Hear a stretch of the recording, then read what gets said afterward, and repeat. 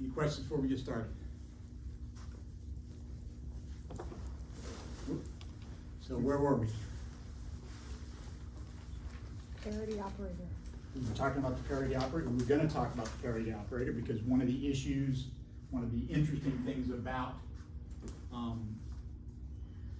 beta decay is violation of parity symmetry. The idea that you don't have rotational symmetry. The symmetry of this decay is not the same in all directions. That's a pretty common parity. So for example, the electric force, electrostatic force, the proton-proton interaction, the electrical interaction, proton-electron, the one you do in chemistry.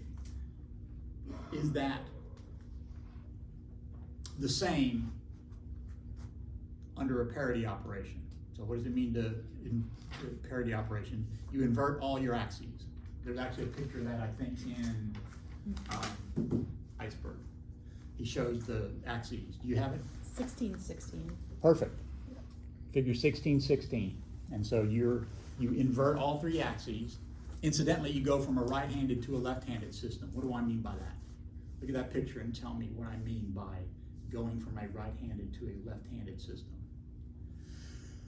What does it even mean? Your X cross Y. You would use your left hand. Perfect. That's exactly the right way to think about it. If you use your right hand to do X cross Y, you get the Z direction. And that's a right-handed system, and that's the one you typically use. Now you invert those axes, you reflect through the origin. Now you have a left-handed system. That may be what they mean by mirror image. I've thought about this some more, and I'm still not happy with the picture in the mirror because, well, there's a lot I think about it that we're going to see in a minute once we start writing some equations down. So what about the Coulomb interaction? Take that figure, put another charge at the origin, and ask yourself, would the electric force be the same? You don't have the book handy. X, Y, Z coming out at you. If I reflect those, if X goes to minus X, that's what happens to my X axis. If Y goes to minus Y, that's what happens to my Y axis. And if Z goes to minus Z, that's what happens to my Z axis. So now, put a particle out here and another one at the origin. Now do a parity operation and ask yourself, is the electric force the same? Here's what the electric force looks like.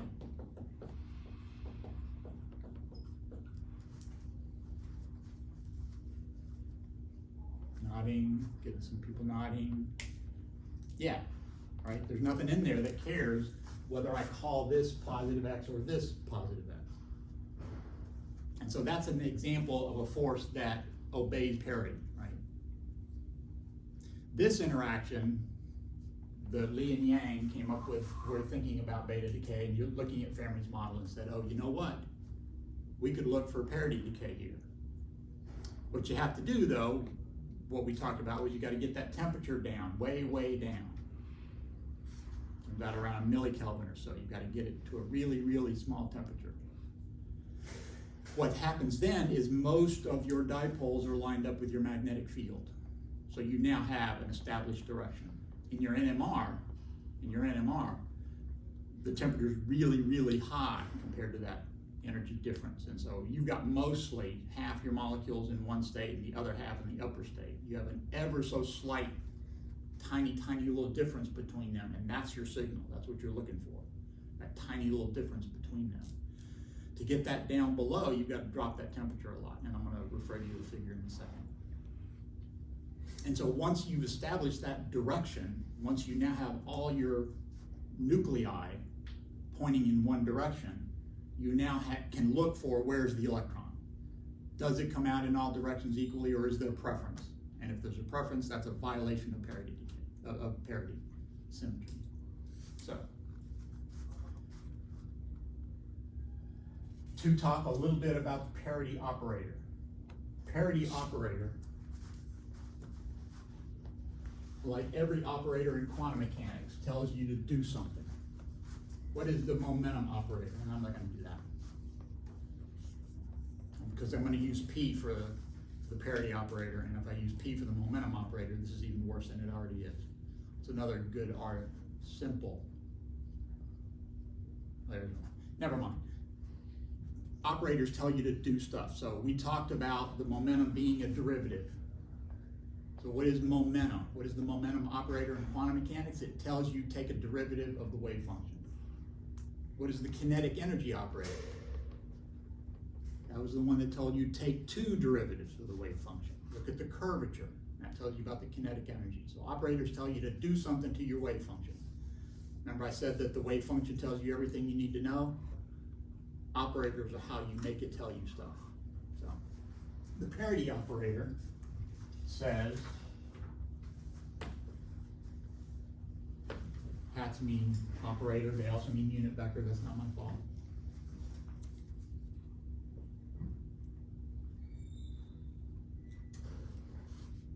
On any old function of x tells me replace x by minus x. So it depends only on x, replace x by minus x, and then that means now I might ask the question, is that minus x or plus x sine of x, or neither? It doesn't have to be one of those. If it is one of those, it has definite parity, and if it's not one of those, then it doesn't have definite parity. But that's the main step, right? Just apply that operator. So now I want to apply it to the momentum operator. I'm not even going to write it down because it's a P and it's another P. Momentum. But I know that the momentum operator has an H bar over I in it. I wrote that down before, right? Everybody remember that?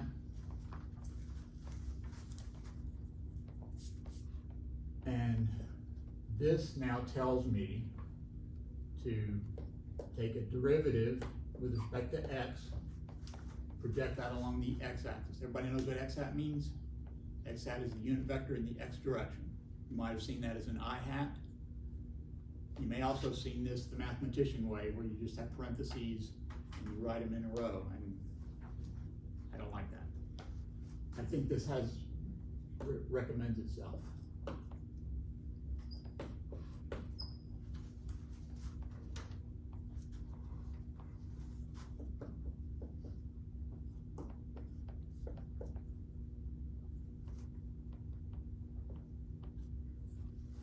And that's it. So I'm just applying the parity operator to the momentum operator. And the momentum operator has derivatives in it, and I'm not even taking the derivative of a function. So I'm treating the operator as a thing all by itself. I'm not taking a derivative of any function. I don't even care what the function is yet. I want to know what happens to the momentum operator if I apply this parity operation. So the parity operation says take the x to minus x, the y to minus y, and the z to minus z. So I'm going to write all that in there. When I do that, I have h bar over I.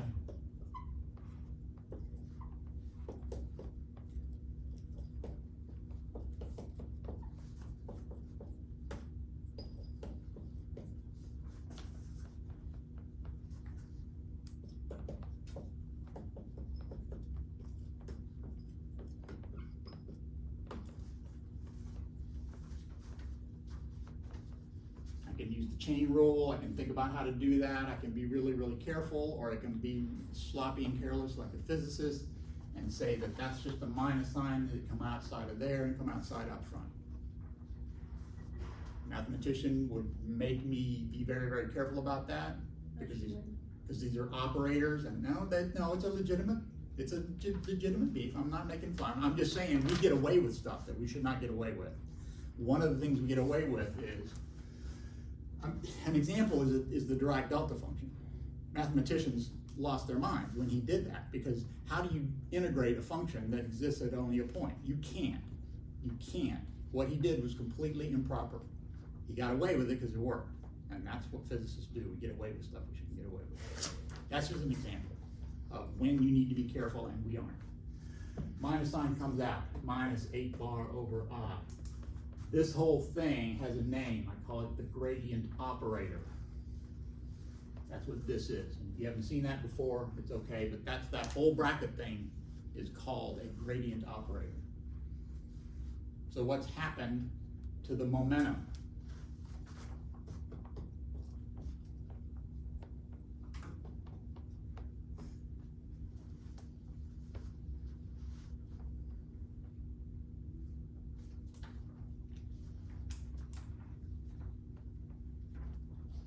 It's opposite. It is pointing in the opposite direction. Does that seem intuitive? No matter which way it's going, when you invert your axes the way we talked about, it's going in the opposite direction, or you reflect the particle through the origin and put it in the other place. You have to be a little careful when you do these things. Are you doing it to your axes, kind of in that picture, or are you doing it to the particle? So we're doing it to the particle coordinates. You could also do it to the unit vectors if you wanted to. Don't do it to both. If you do it to both, you're back where you started from. So either way, you wind up with the particle moving in the opposite direction. Same momentum, but pointing in the opposite direction.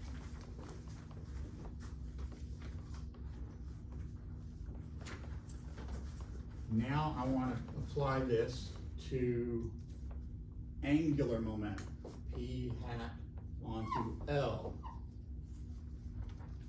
And I'm going to write down. I'm going to write down the way I like to. I'm going to talk to you about another way that you might like better, and I have no dog in this particular fight. But we've got to do a cross product. Who knows why we have to do a cross product? That's what L is. That's exactly the way to think about it. L is, in fact, R vector cross P vector. And remember, these are all operators. Those should have hats on them too. There'd be too many hats on those. So P hat parity operator, P vector sign, momentum vector. So I can write that as X hat onto X Y times PZ minus Z PY. I'll write that down so I make sure I did that right. Yep, I did. Which P is that? That's PZ, that's PY. P is a vector, has an X, Y, and a Z part. Plus Y hat. Y. Z PX minus X PZ.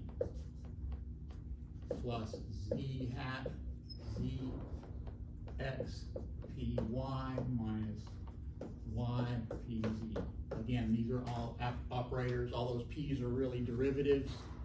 The X might be numbers, but that depends on the basis, et cetera, et cetera.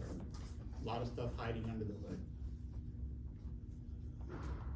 I haven't done the parity operator yet. All I did was the cross product to get R cross P. So the way I remember to do it is I just start with any one of the directions. And then you do cyclic, do them in order. So X, Y, Z. Y, Z, X. Z, X, Y.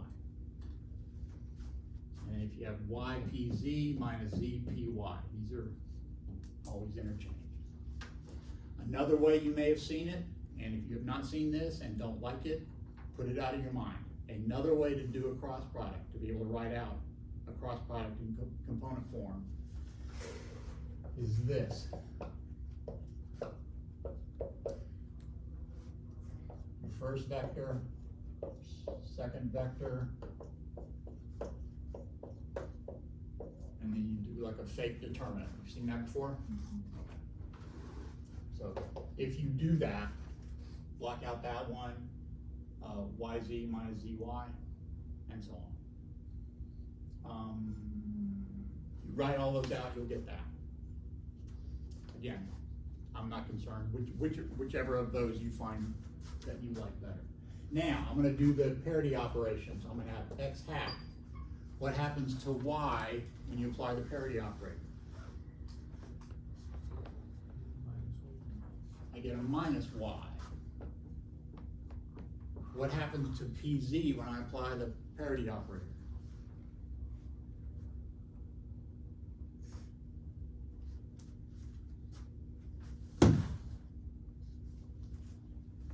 It's also negative.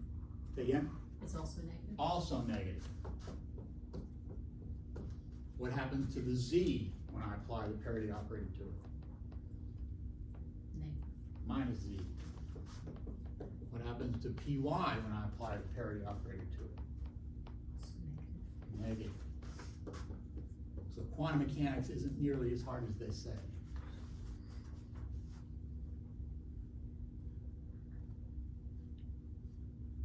What did I just figure out about the x part?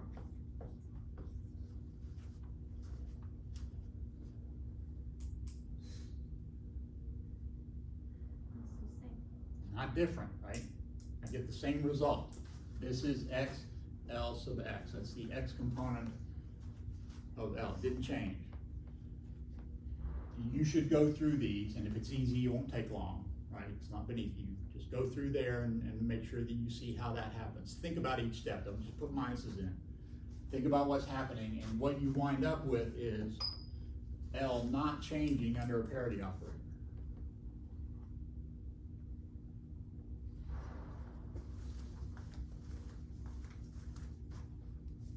Since we know that mu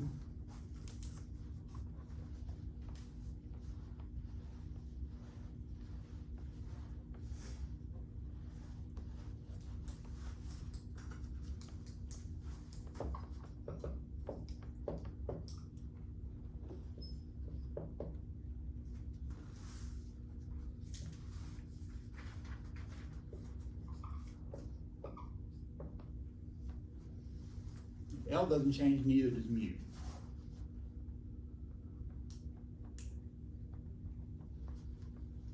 That question mark is a number that might need to be there. What did we showed this for a simple ring and a point charge, and you can show that for certain classical distributions of charge. What did we find out when we did that for electrons? Anybody know?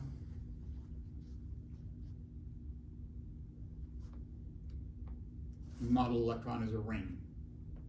Any of this sound familiar? We said an electron was a ring, we calculated mu, we calculated L, and we showed that mu was Q over 2 on L. Any of that sound familiar? Just humor me and pretend like you've heard that before. Okay, thank you. It was on the exam. It was on the exam. I wasn't gonna go there, but yeah, it was on the exam, as a matter of fact.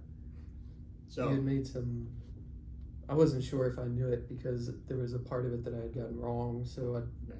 I But didn't know. I also posted the one I worked Okay. and showed how that happened. And if you put in the numbers for an electron, mu and L, you get something that looks like that, but it's off by almost exactly a factor of 2. So, but it's still, mu goes like L with a minus sign because it's got a negative charge. Point here is that even if mu and L point in opposite directions, if L stays the same, so does mu. So under a parity operation, you get the same. So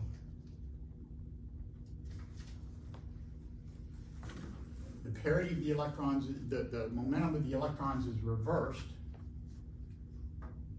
The magnetic dipole moment of the electrons is the same under a parity operation.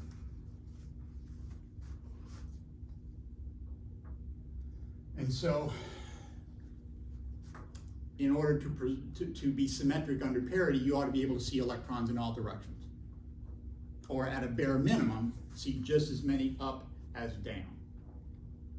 If you decide that you have, for one given dipole, you've got an angular momentum, the electron and neutrino are going to be along that angular momentum. I'll write that down in a second.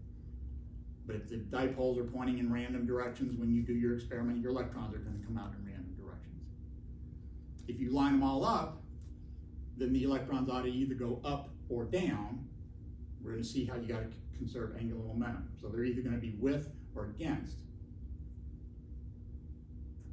But if you see them only in one particular direction and never in the other direction, that's telling you the parity is not preserved. You're not seeing equal directions and equal operations in opposite directions, equal emissions in opposite directions. There shouldn't be a preference. Angular momentum has to be conserved. Parity conservation says it doesn't matter which direction. And if it does matter, then you violated parity. Now there's like the two negatives in there that make it a little bit hard to think about. It makes sense in my head. I don't know, I get the impression it's not making sense in your heads. So let's think about it. Read the section in here on those experiments, the Wu experiments, and in here. This is one case actually where I kind of like this book a little bit better. But they both talk about it. So, if you go to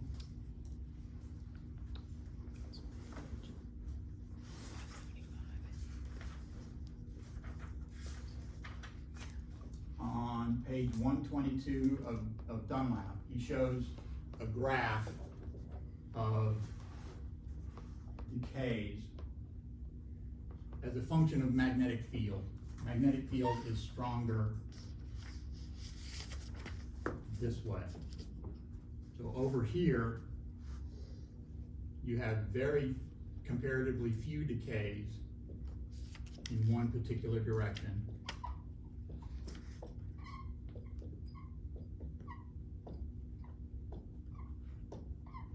And then they settle down and are all 50-50. What's happening is that your cobalt 60 is decaying. I need to find my notes where I write down that reaction. But I'll write it down in a second. These are cobalt 60s, and you orient the field. So now your cobalt angular momentum is oriented, that magnetic dipole, and thus its angular momentum is oriented in a certain direction. You now have a preferred direction in space, and you get more electron decays in one direction and fewer in the other direction. So there's an asymmetry in where those electrons go. And if the electrons go one way, you know the neutrinos went the other way. The whole point of the neutrino is to conserve the energy and momentum. And so now we know that if the electrons come this way, the neutrinos must have gone that way. So, cobalt 60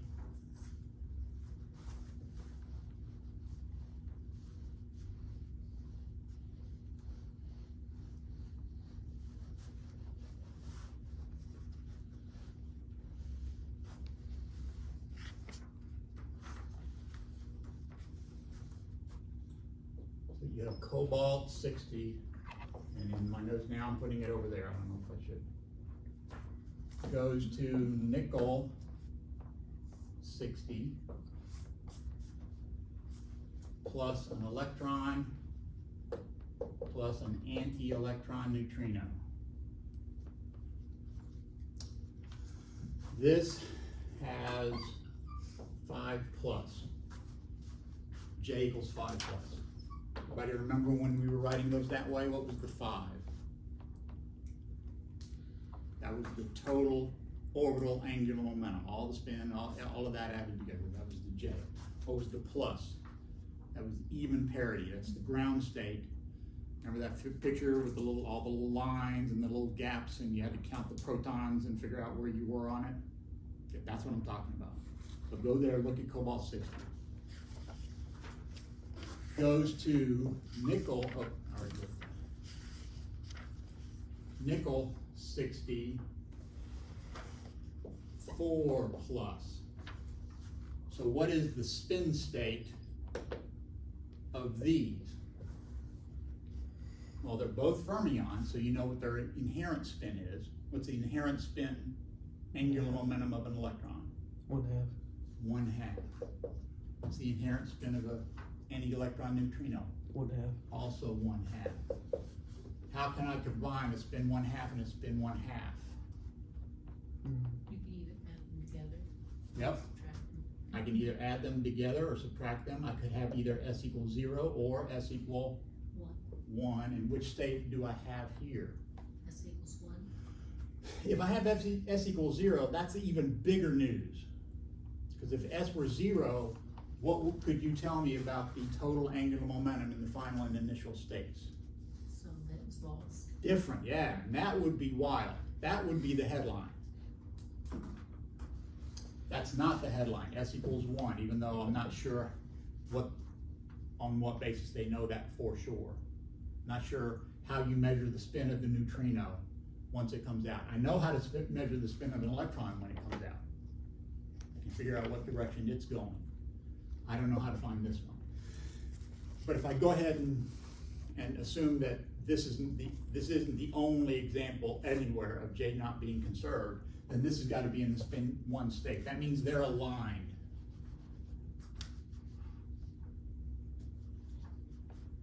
I can't say that the electron is this way and the neutrino is that way, but I can say that they are aligned together and they give me an S equal 1 state. And there's also a preferred direction for them. Right? If the electrons are going this way, the neutrinos are going that way, and vice versa.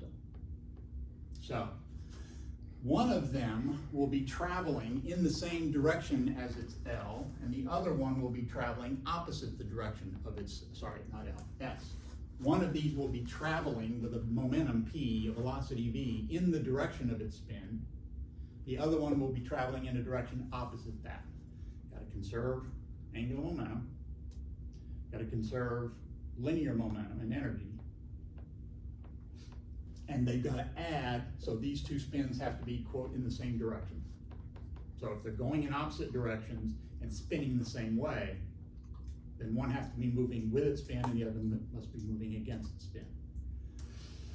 That's something called helicity. Comes from helix. The idea is if I'm going that way and I'm also spinning, then it's kind of like I'm making a helix. You're not. Okay, I'm not even sure if you're really spinning. But if I think about spinning and I think about going that way, if V, P, momentum, and L are in the same direction, that's like a right-handed circulation. That's right-handed helicity. And the other one would be the opposite helicity. Neutrinos apparently have a fixed helicity. Electrons don't. Electrons can go that way and spin this way and that way. They can spin in a direction and go in any other direction. Electrons don't have, they're not stuck with a certain helicity, but apparently neutrinos are. And so if I fully understood this, I had a good model that could predict all this, I would retire. Because that would be big news. My understanding is they don't know exactly why. One thing is if you read this section here in Iceberg, he talks about how that means neutrinos must be massless. They must have zero mass. Well, we know they aren't. We now know that they have a tiny low mass. Who remembers what the mass of a proton is?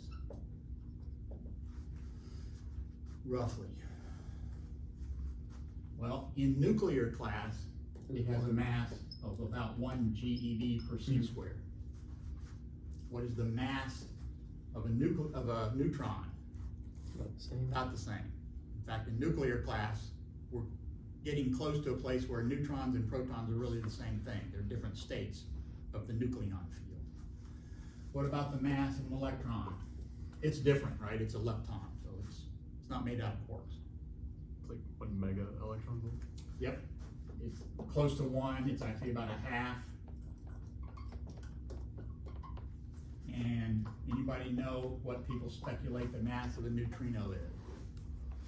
Did you say like a few? A few, right? Like 5 eV. So yeah, that's pre-zero. If you look at the scale that you're talking about. 1 GeV per c squared, half an MeV, so pretty small, right? but people claim that it's not zero.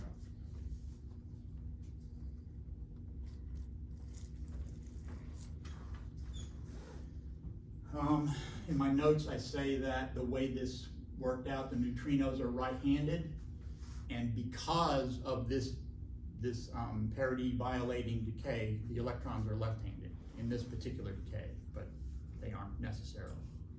They're not always left-handed, I guess that's my point. All right, so we did the parity operator, we did that. If neutrinos did not have a specific helicity, if they weren't, then we would not have seen what we saw. We would not have expected an asymmetry in the emission of the electrons. We would have expected them to be going in equally likely to go in both directions.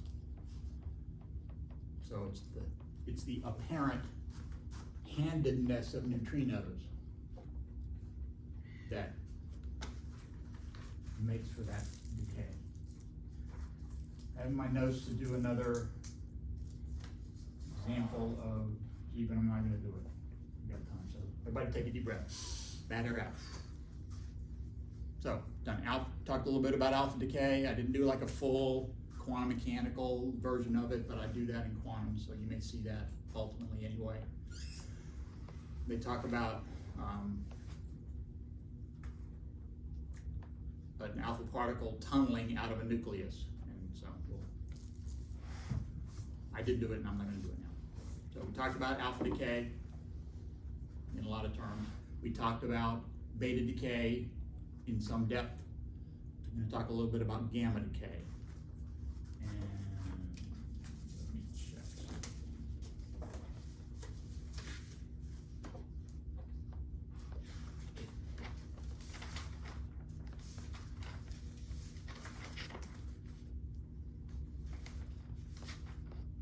Okay, so we don't have an example on Wednesday, so that's good.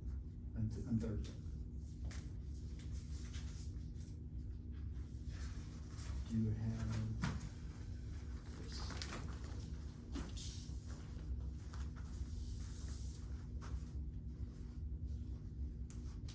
Any questions about anything so far? I'm going to jump into gamma decay. Alpha decay, beta decay, gamma decay, doing it in alphabetical order. Nope. Any comments?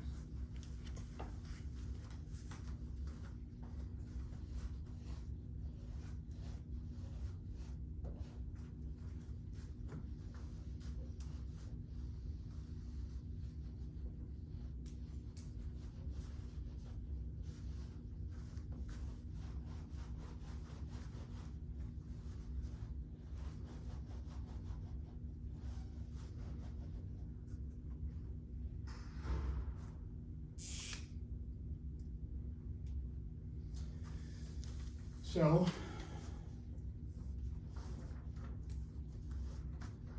if I look at the energy in gamma decay, imagine that I start with some initial nucleus that's sitting still. When it decays into some other nucleus,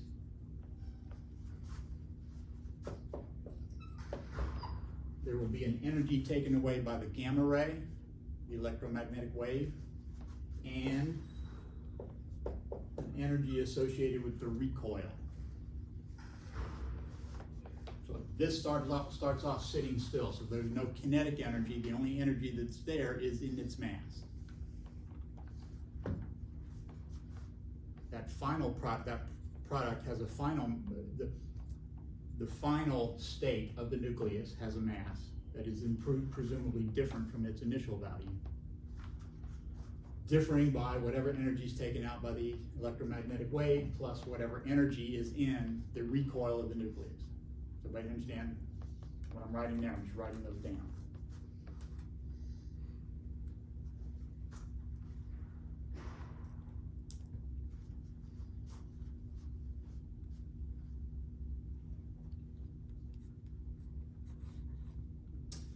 So if I talk about the momentum of the, if I talk about momentum, I have zero initial momentum, so whatever momentum is taken up in the recoil must be compensated by the momentum in the gamma radiation. Zero initial, zero final. So the momentum of the recoiling particle, the nucleus, is the energy in the gamma ray divided by c.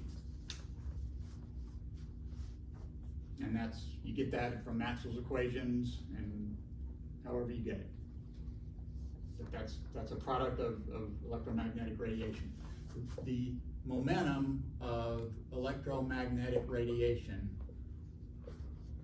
is the energy of the electromagnetic radiation over C. That's just a general statement. So all I'm saying is that the energy, the momentum of the electromagnetic radiation is the same as the momentum of the recoil. Is any of this clear? Sitting still, electromagnetic wave goes that way, nucleus goes that way. So the energy, this kinetic energy, I write as PR squared over 2m. And that m is the initial value. Or I guess the final value. What assumption am I making when I say that? Going slow. And slow means what? Am I moving slow? What's that? Gamma's close to 1. So it's slow compared to light. So yeah, I'm definitely going slow. But everything you've ever seen goes slow. I can write that as E gamma squared over twice mc squared. E gamma over 2 onto E gamma over mc squared.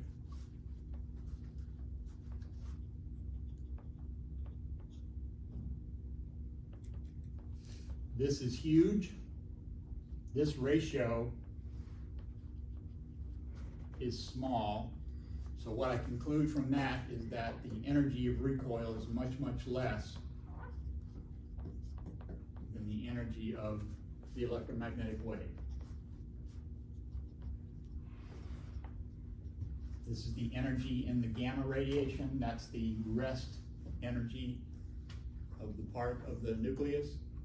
As long as that's really tiny compared to that, and it is, that means not much of the energy shows up here, most of the energy's there. That's not really surprising, we keep seeing that. Anytime we see these inelastic collisions, or in this case, a reverse inelastic collision, the massive thing generally doesn't get much of the energy. It doesn't get much of the momentum. So the energy of the gamma wave is really almost equal to the difference in the mass of the two particles.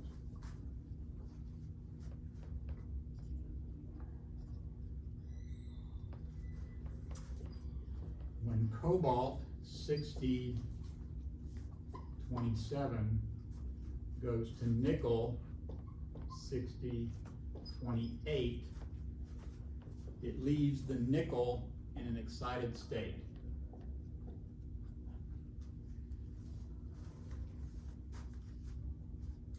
A way to think about that is that the when that beta decay happens, when you change one of those, when you have this nuclear configuration, you don't have it, it's not in its ground state. The ground state is what the weird picture, that little fan chart that had all the lines and the gaps at 20 and 28 and so on. That's the ground state. And so knowing that cobalt 60 is 5 plus and that this is 4 plus, see if you can figure out what state the nickel is in. Not right now, but eventually. And if you want to look right now, we can spend a little time on it. What figure are you going to look at? Well, one of them is 1518 according to my notes.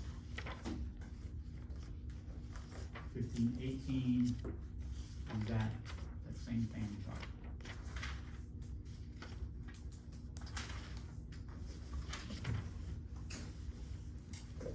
And there's one in unlapped.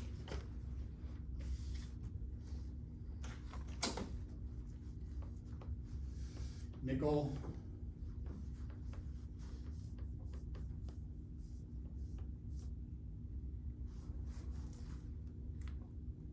$60 nucleons, up here.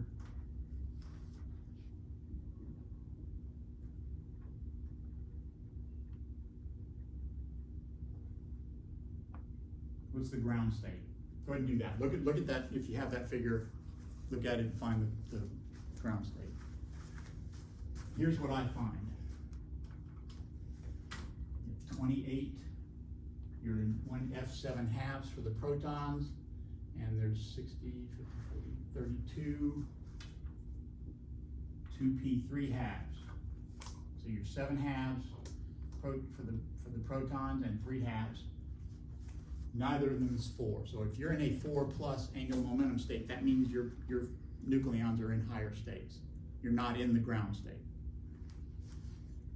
You can play a little game and see if you can figure out how to get them in states that add up and give you 4 rather than the 7 halves, which is the ground state.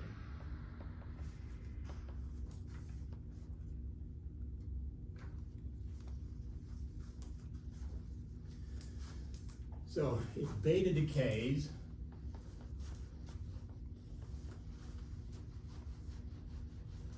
and they can measure that if they want to. Beta decay takes away 0.31 mega electron volts. Then the nickel 60 decays by a gamma to a lower energy state. Well, I should just write it. It's still nickel 2860. How do you know that?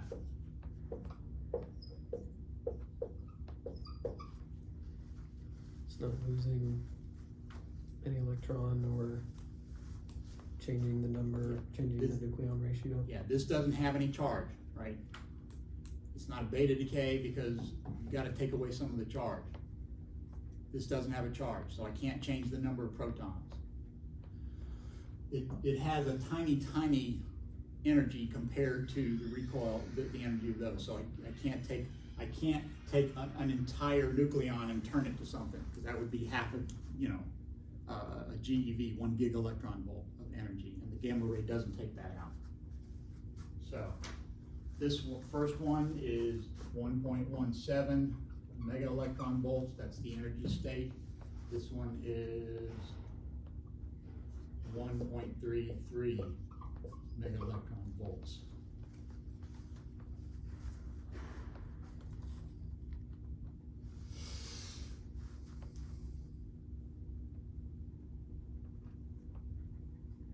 Is that 2 decays from the nickel, or is that Yes. 1 decay from cobalt and 1 from nickel?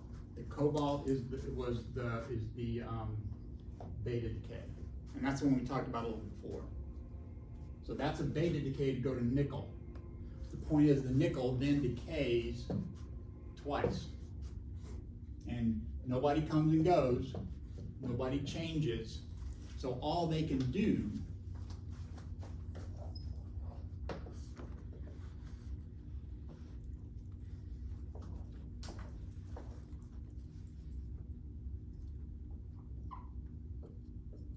How do they do that in chemistry? Do they draw like a full arrowhead on every single one?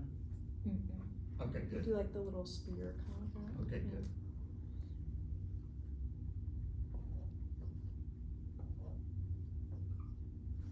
Okay, I just made those last few up. I have a bunch that are down filled up, right? Packed in, because they're in the lowest energy state, the ground state. Some of them are in excited states. They then relax down. And the way they give that energy up is to this electromagnetic radiation. So that's why nothing changes here in terms of number of nucleons or number of particles in there. None of that changes. They stay in here, they don't even change back and forth, which they can do, they just don't. What happens is that, think of the electron, the nucleus as, here's the way I think about it.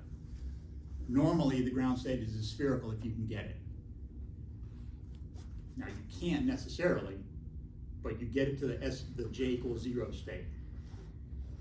Now, if it's not in the j equals 0 state, that means it's spinning. If you have an extra nucleon, and depending on where you put it, you now have a bulging object that does this. So you now have a charge that's extended and squashed and extended and squashed. I'll talk about this more later. We'll try to do some hand-wavy calculations about where this comes from. But basically I have charges that are accelerating. And what happens when charges accelerate? They radiate. That's what we do in the second EM. If you have a charge that's accelerating, then as it accelerates, if you have one proton that was doing this, it would radiate that energy. If it's doing this, it's accelerating, it's going to radiate that energy. And it'll radiate until it settles down into as close to as it can get to a spherical configuration, a 0 orbital angular momentum, or whatever the minimum possible angular momentum is, given the number of nucleons you have and the states you have to put them in. But these want to get down, So and that's that gamma radiation. what makes it 2 gamma decays and not just one big one? That I don't know the answer to that. I'll think about that some, now that you bring it up, because that is a good question. And I think it has to do with which of these are where and how they move. But I'm going to look carefully at that because I don't know the answer to that question right now. And it's a great question.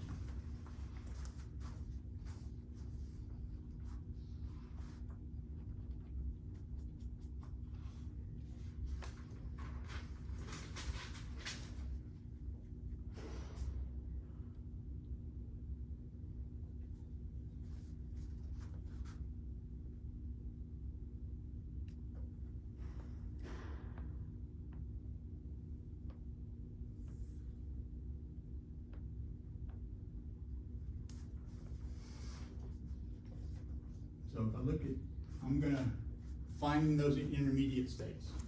But did I say that? I got sidetracked. See if you can figure out what the intermediate states are that give you this much energy. How are they doing it? And do it from figure 15, 18.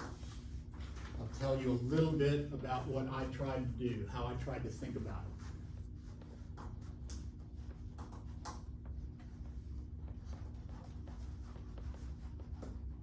I started with the ground state of cobalt, 60, 27, 33. I guess that's not how I've been writing it. A equals 60, Z equals 27, N equals 33.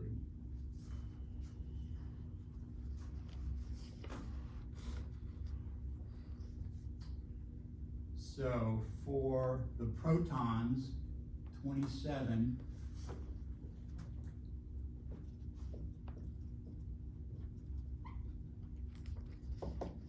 there's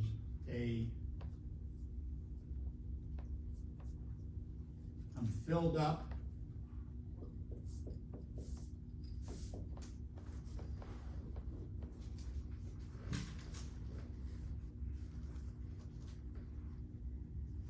to 1 F 7/2 and 1 whole.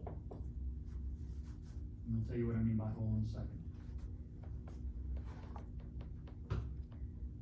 For the neutrons, 33, I see I'm filled to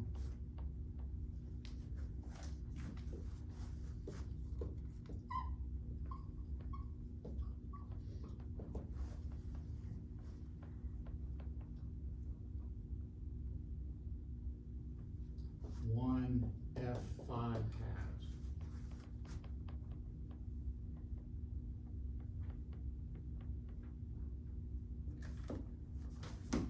So think of that as 1 extra neutron.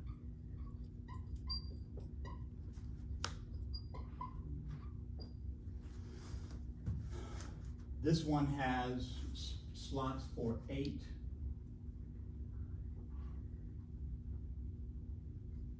It's got room for 8 protons, and I put 7 in it, so there's an extra opening. Think of that as a hole. I've got them paired up, going in opposite directions, then I have an opening. I can think of this as 1 extra proton, or 1 proton that's not there. So that's something that's common in band structure. You talk about if there was an electron there, you have an electron. If the electron's not there, you have an opening, a hole, and that sort of acts like an electron. This hole acts like a proton that's not there.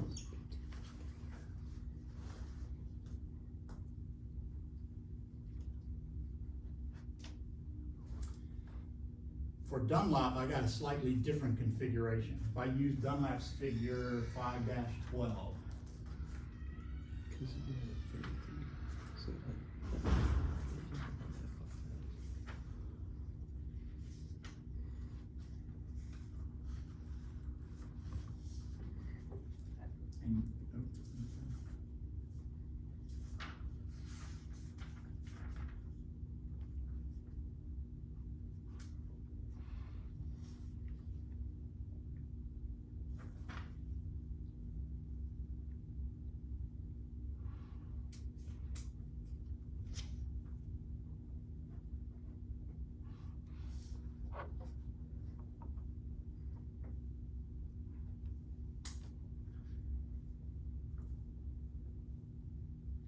and use the grid, so if I use Dunlap figure 512,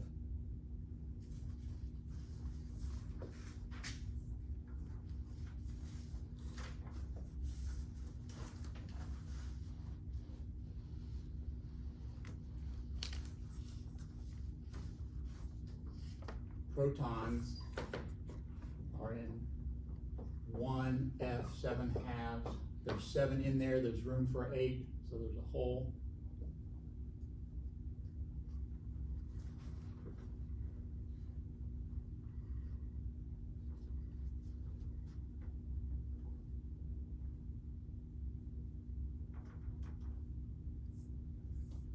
No, it's the same. It's different. There was a difference between them.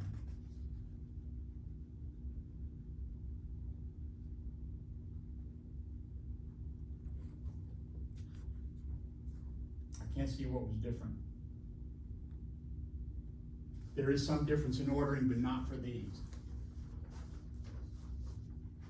I got the same thing there for the neutrons. I got 1 F5 halves with 1 in there, and that's the same. So there's 7 in here and 1 in there.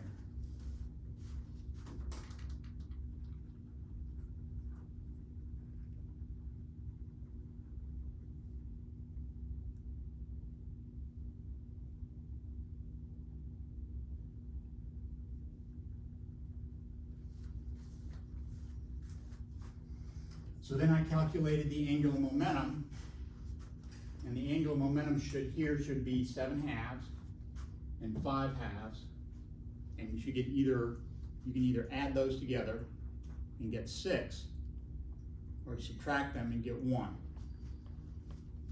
which is not the 5 that is claimed.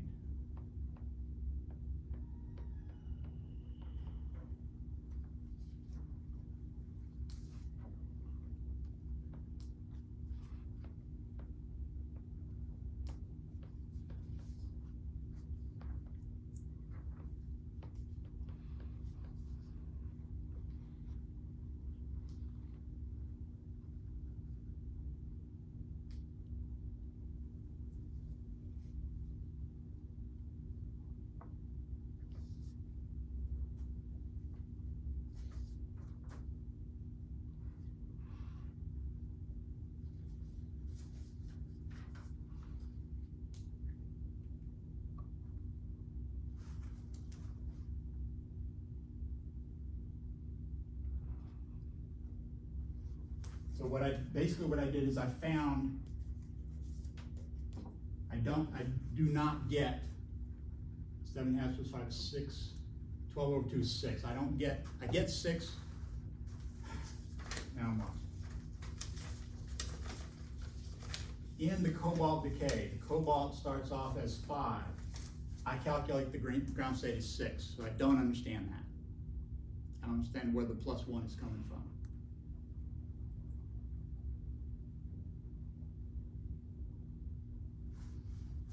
I know how much energy, I don't have it written down here, but I know that the beta decay takes a certain amount of energy away from the cobalt ground state. I'm now in an excited nickel state.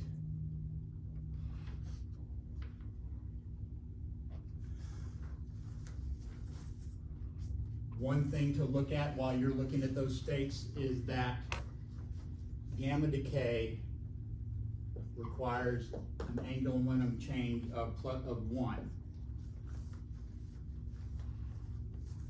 So if you're going to go down from gamma decay, that may be the answer to your question. Gamma decay takes away 1 unit of angular momentum. So you make a transition from a state of 4 plus, say, to 3 plus. And so that's what you look for. What is a state somewhere that's about an MeV below that has the right angular momentum?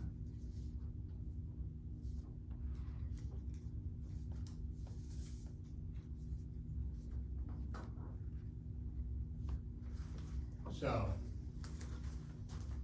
I looked at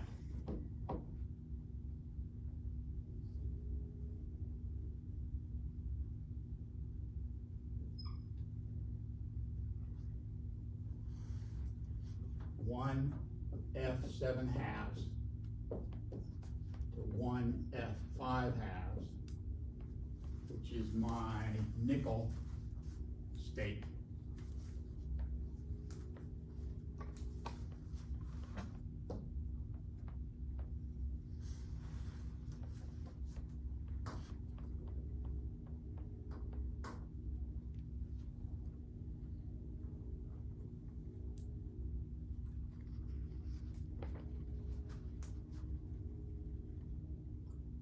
Five halves to 3 halves.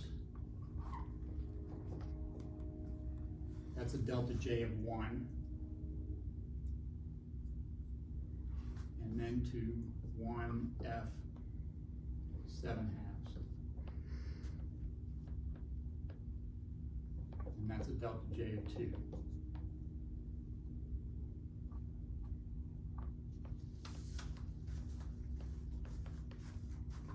And I was not able to figure out why it doesn't go directly. So that's not the answer to your question. I don't know why it can't go directly with just one gamma radiation.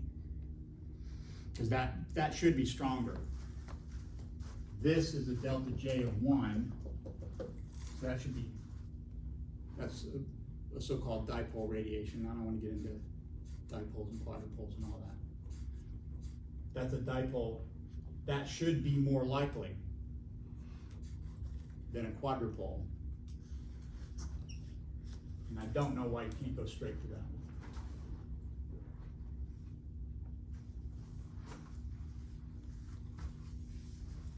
And I'm not going to talk about matrix elements or selection rules.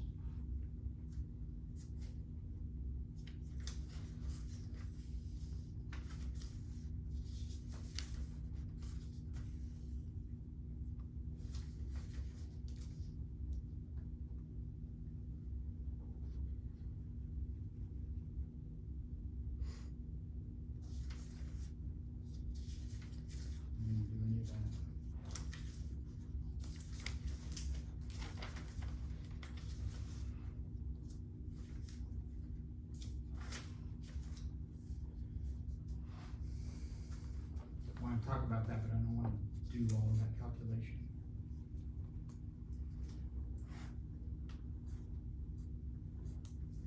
I'm going to see if I can figure out how to do this in a way that doesn't take up a lot of our time.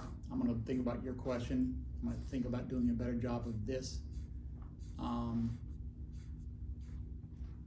what I want to talk about is the fact that this is a mass on a spring.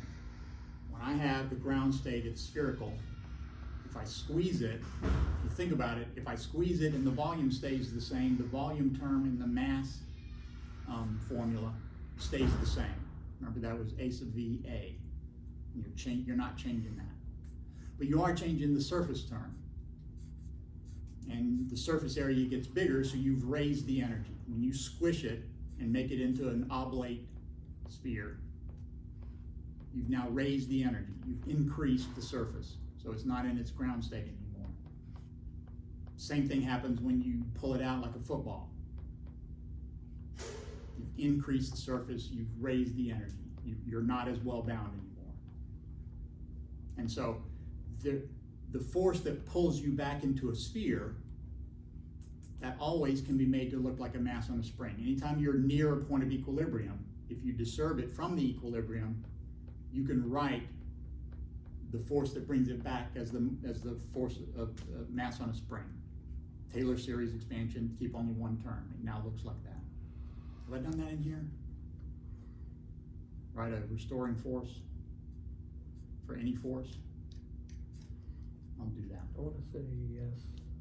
And you've probably seen it, but you've seen me before, so that doesn't mean I did it in here. It just means that I've done it. I'll do it again. Point being that anytime you have a system that's at equilibrium and you move it away from the equilibrium, as long as it's not far, the restoring force will always be a linear restoring force, meaning it looks like a mass on a spring. And so what we're going to look at is how can I find the stiffness of that spring? How stiff is that spring? Because that dictates how quickly it oscillates. And where we wind up is that the stiffness and the mass together give you a frequency in the gamma radiation range. So you've got an oscillator that is oscillating. It happens to oscillate as fast as what we, in a frequency that we call gamma radiation, and then it radiates that gamma radiation. So that's where I'm gonna head. That's what I'm gonna try to get to and do a good job of. I'm gonna approach this. I know I screwed this up. And I'm gonna try to figure out, and I wanna talk a little bit about the Mossbauer effect, but there's like a lot of stuff to do and not enough time to do it.